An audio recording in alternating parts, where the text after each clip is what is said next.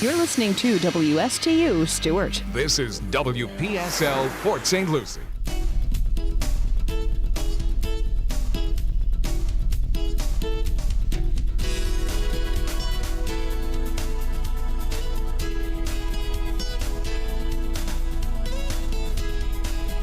It is 6:07 at WPSL 1590, the talk of the Treasure Coast, and WSTU.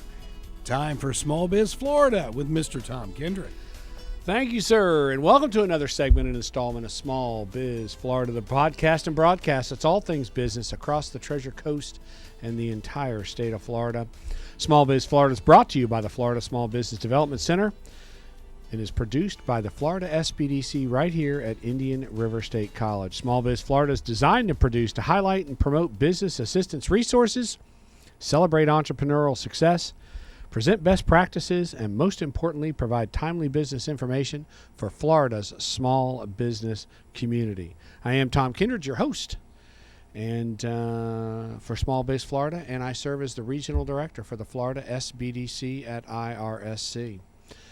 So, Greg, everything's all right in your world this evening? Yes, it is. PSL, yep. STU. Oh, fine good? on the radio side. Okay. We lost a basketball game because Palm Beach State is not fielding a men's basketball team this year.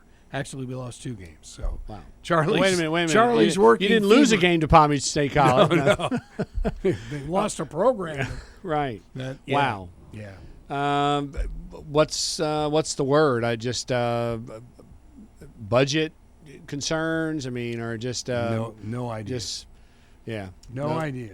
No clue. Just not feeling a team this year. The ladies will play 2 games, against Palm Beach ladies. Right. But no men's team. That was kind of a big rivalry for us, I believe. Yeah. Historic. Oh yeah. We've had some great games down there. All right. What is our status with Pioneer Sports? We're almost there. Volleyball is practicing now. They had the blue and gold game last week as we were on the air, and everything's going well. Okay. Brand new coach is doing very well. Okay, yeah, excellent. Good to hear. And spectators, I guess, are allowed to come in where gym's open. We can watch. So far, so good. Yeah. Okay. All right. Good. I wanted to. I'll first introduce our guest because I'm really looking forward to this conversation. Very interesting entrepreneur. This one's going to be a little surprise to you. Very interesting space that she operates in. But I want to welcome Pauline Alfred. To Small Biz Florida. Welcome, Pauline. Thank you. I appreciate it. She has started a company, launched her venture, H&L Linguistics. Is that right? Correct. I love it. All right. So, Pauline, don't move. Okay. We're going to get to you and get to our conversation very quickly. But I just wanted to take a couple of minutes to highlight an activity that we did on Tuesday. Obviously, with all that's been going on with COVID and 2020, we normally have a set of awards that we hand out to recognize some folks that have done outstanding work and been outstanding partners and been outstanding volunteers. And unfortunately, over the past 2 years, those awards have sat on my shelf and gathered a little dust. So we decided that we would put together a little lunch. With a small group of folks and separate them and we had our 2020/2021 awards luncheon. I want to thank our producer here of Small Biz Florida, Katie Muldoon, for putting all that together. But just real quickly, I'll rattle off our folks that received a recognition and award from us. We had the Volunteer of the Year award. 2020 was Miss Candy Marlowe from the St. Lucie County EDC. EDC, yep. That's right. And 2021 was Jennifer Dubé of the St. Lucie County EDC. Both those young ladies have done an incredible job in supporting our program over the last 2 years, especially through all this COVID. We had Student Project of the Year. We had some students a number of years ago actually help us kind of get our podcast version of this broadcast over the finish line. And so Dr. Herb Ricardo led that team of students. So that was our Student Project of the Year award winner. We had our internal consultant of the year, 2020, Miss Emily McHugh. And 2021 was our very own Michael Bernard.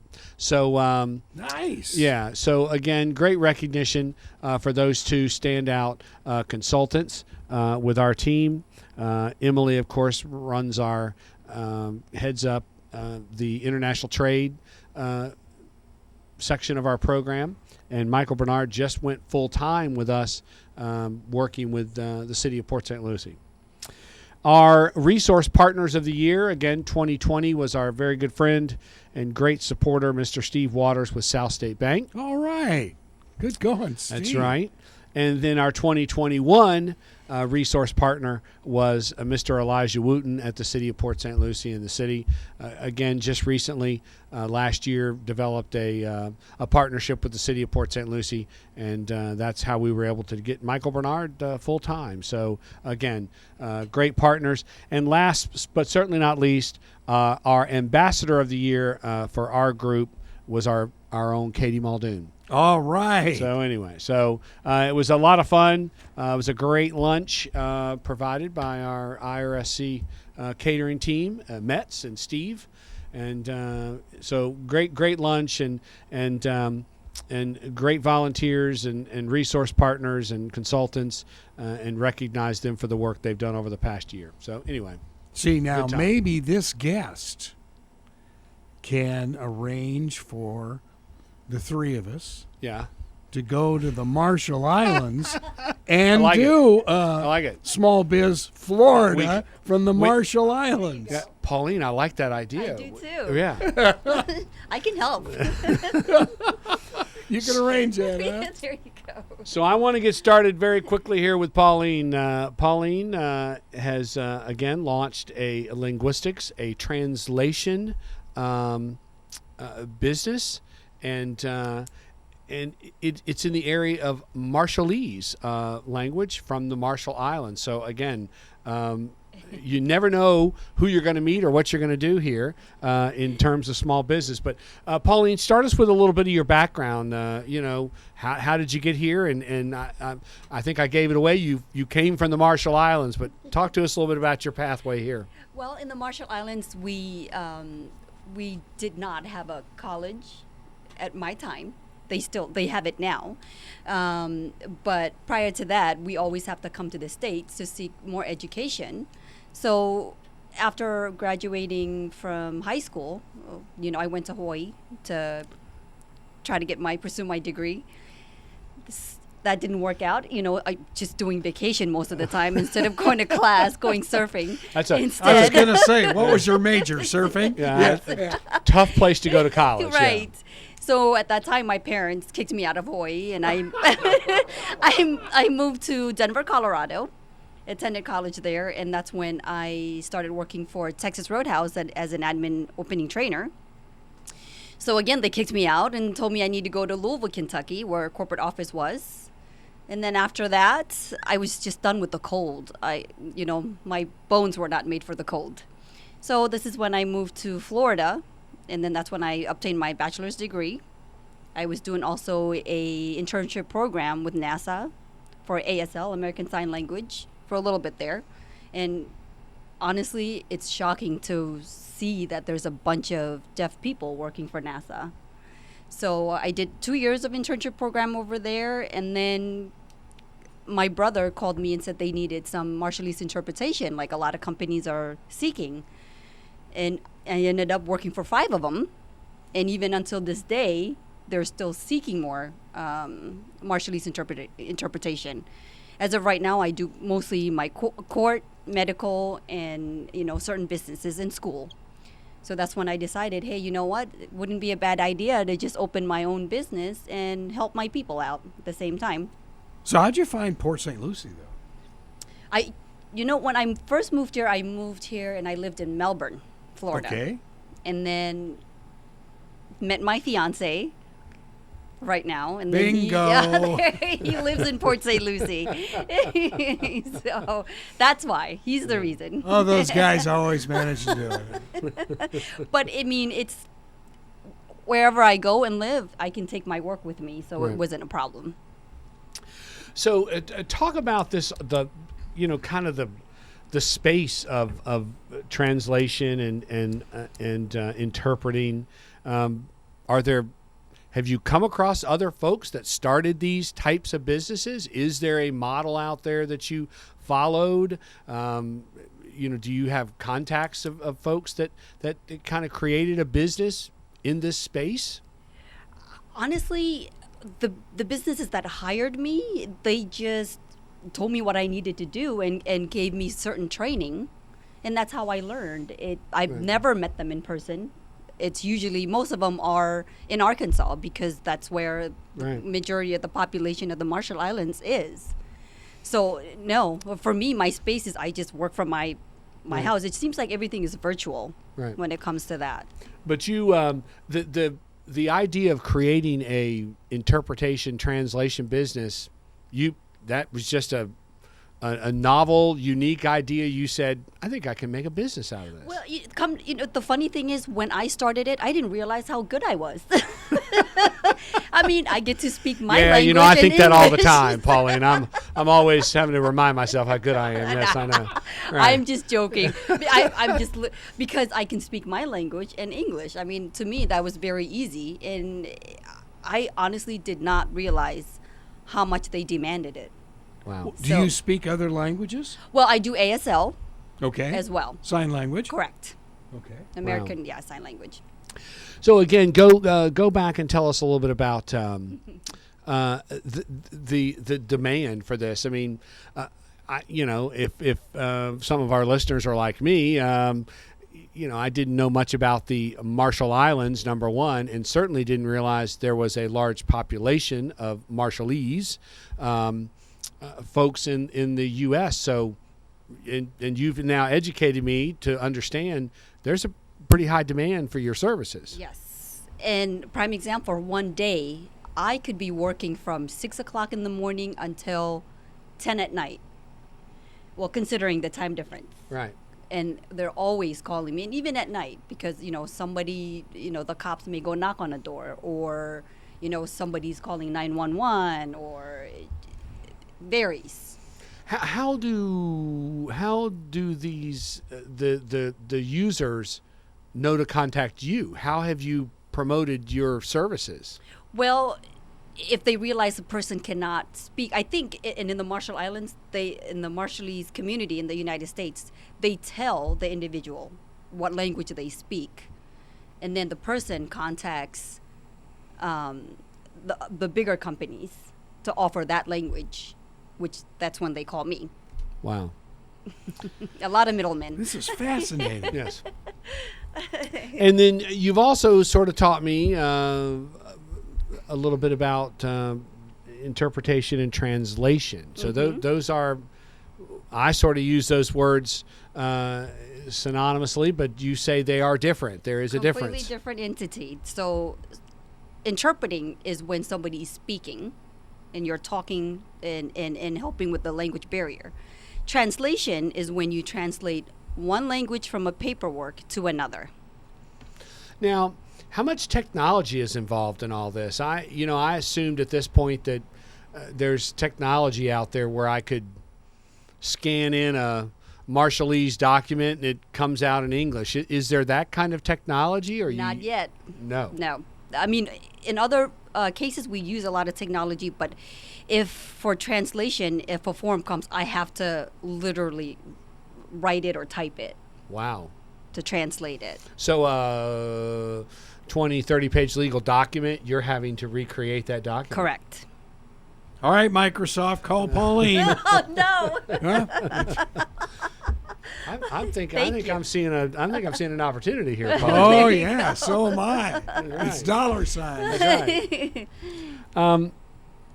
How again? I mean, how does how do people get in touch with you? And are you gonna this is you have launched a real business. So I mean, you're going to do websites and those kinds of things, all the normal social media. Mm-hmm. Okay. And then word by mouth, obviously, because even when I'm working for other companies, I'm hearing the clients complain like, we cannot get any Marshallese interpretation. So I jot down the company that needs it, and then I call them back after my call and said, here's my business. If you need help, I'm here to help. And you talked about the population of Marshallese. You said, where are they kind of, where's the greatest population of Marshallese across the United States? You said there's some pockets of... Correct. A lot of them mostly are residing in Arkansas, of all places, Oklahoma, obviously Hawaii, but that's closer to the Marshall Islands, Seattle, Washington, Iowa. And I haven't figured out why, because it's cold, other than Hawaii. Right. Yes. And you said of a lot of folks that they are employed, they're working, and Correct. so a lot of the employers are the ones contacting you so they can communicate. And Correct. Do you have to? Are you communicating employee manual issues? How about training? What about a company that needs to train a group to do particular task? Are you going to be in that kind of space too, where you're training them? Yes. And prime example of that is Tyson's, the chicken factory Right. in Arkansas. They're the one that call me a lot with their health benefits and their hiring process, their training. So yes, I do get calls from them. Right. And I guess it's not so much, I'm sure some of the Marshallese folks have some understanding of English, but when you're talking about health benefits and those kinds of issues, you want to make sure that you're really understanding the documentation. Is that kind of what's going on too? And this is another reason why I wanted to pursue this business is sometimes they do know how to speak English, but the legal forms, obviously the medical terminology, they don't really understand. And even sometimes in my language, there's no words for those particular, terms. So you have to explain what the situation is, because we have no exact words for some court terms and medical. Right. Yeah, and it has to be obviously a little frightening and scary for someone who, they certainly can speak the language, but don't understand those, the real intricacies of again, like legal documents. I mean, Correct. They're being asked to probably sign employee manuals and things of that nature. So it is kind of nice and it would also be nice to have an individual that can be empathetic and understand what they're going through. Yes. And as a legal interpreter, sometimes it's heartbreaking to hear that when they say sign here and they do sign it. As an interpreter, I can't tell them and say, hey, what are you signing? Right. And they do. And some incidents have occurred that way, where I just sit there. And I feel like with having this business, I can also educate them on certain things like that, because it's my business. Nobody's going to fire me. You know what I mean? Right. So educate them on that part. What's the competition in your space? There's a lot of competition, but again, I'm not worried about it, because they're always seeking Marshallese interpreters. There's bigger businesses that have been there for a while. I think that will be my competition. But I think for me, being small, and then there's no middleman. You're coming to me, and I'll be the one handling it. I think that will help me a lot. And then to also, the fact that I am Marshallese, I think Marshallese people will want to use me. Right.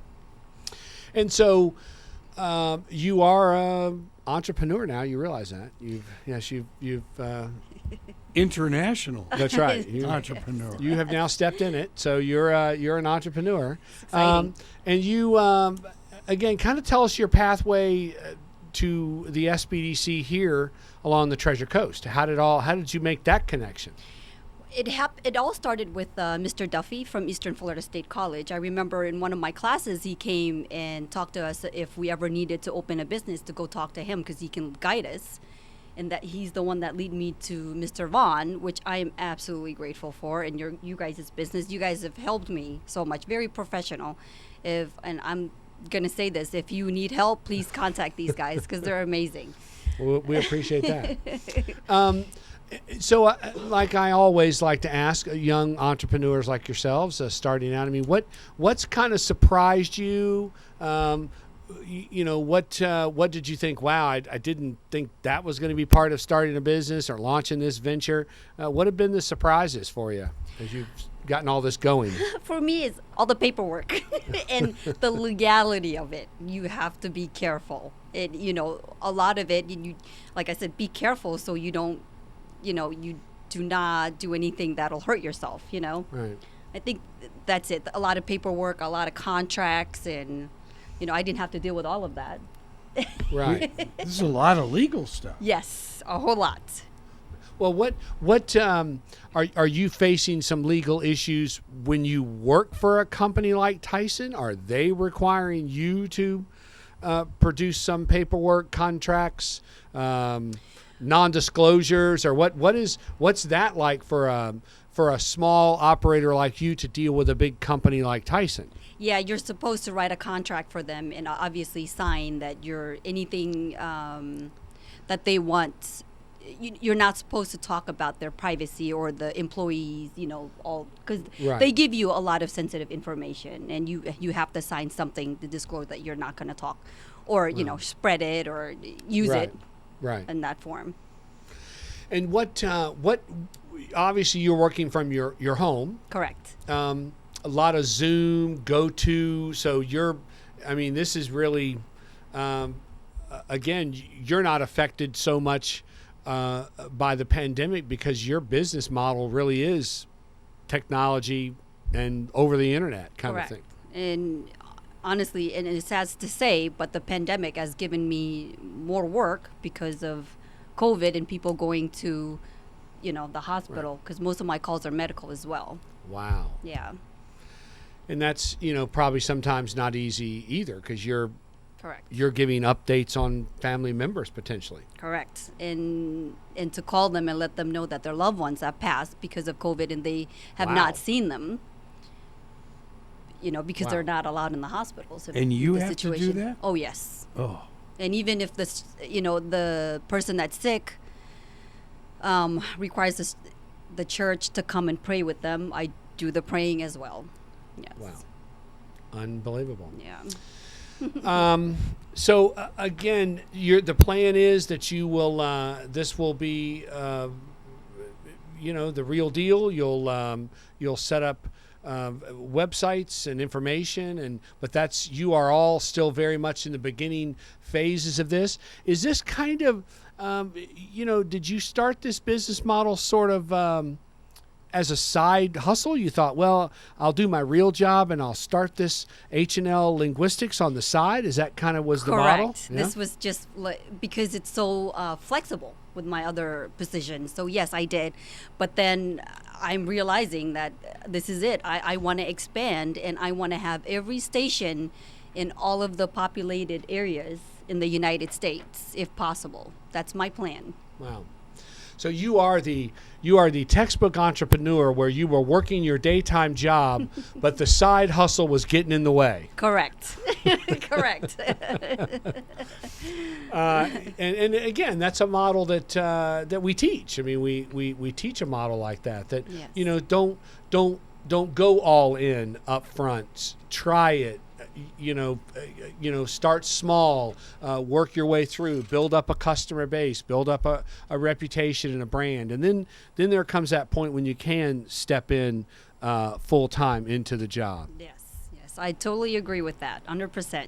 Can Yes. you work with the Marshall government to have them recommend you as well? I tried that. I reached out to the embassy in the Washington, D.C., but they didn't have any. How should I say this? Not opening, but I guess they didn't. understand the entity. So they're like, well, we'll get back to you. And I just ended up just doing it on my own. I figured it'd be easier. And there is a Marshallese embassy? Correct. Yeah. Wow. Yes. Well, and again, you just don't know. You really don't know who you're going to meet or talk to or see. There's no telling where you may be with this whole with this business. Yes, I'm so excited. Yeah. Well, you're doing good work, and listen, it's always a pleasure, and it's rewarding to work with enthusiastic, passionate, talented, committed entrepreneurs like yourself. I mean, you've put the time and effort into this. You're doing it the right way, step by step, and that's what we like to see. Because those that do it that way, you mitigate some risk versus just jumping out there all at once. Correct. Thank you so much. I appreciate that. All right. It is Pauline Alfred, entrepreneur extraordinaire, working with the Florida SBDC here along the Treasure Coast to start and launch her business, H&L Linguistics. She is a Marshallese translator and interpreter. And I dare you to tell me you knew that existed.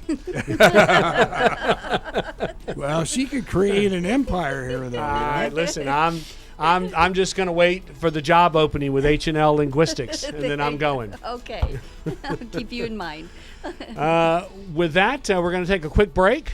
Don't go anywhere. We'll be back with more Small Biz Florida. Thank you, Pauline.